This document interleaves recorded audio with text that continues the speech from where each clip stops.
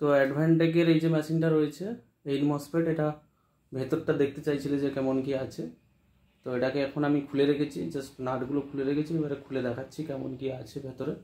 ঠিক আছে, এই হচ্ছে মেশিন, এই হচ্ছে মেশিন 8 মসফেট অ্যাডভান্টেক। ঠিক আছে, এটাকে খুলবো, নাটগুলো খুলে রেখেছি। এখান থেকে স্পিকারের কানেকশান, একটা ফিউজ রয়েছে আর দুটো ফ্যান রয়েছে ইন আর আউট।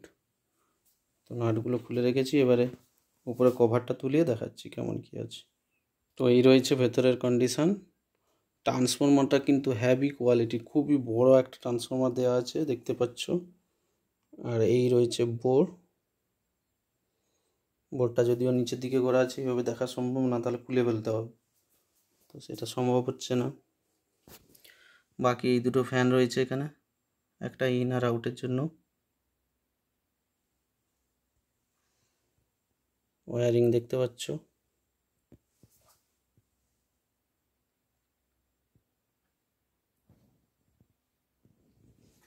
এই হচ্ছে মেশিন।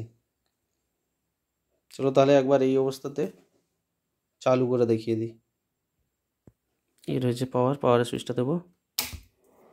এই দেখো শব্দ শুরু হয়ে গেছে, প্রচণ্ড শব্দ, খুব স্পিডে ফ্যান দুটো ঘুরছে,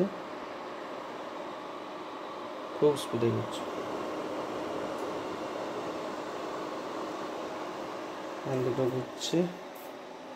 এই হচ্ছে সামনে মেশিন, এই হচ্ছে মেশিনের কন্ডিশন।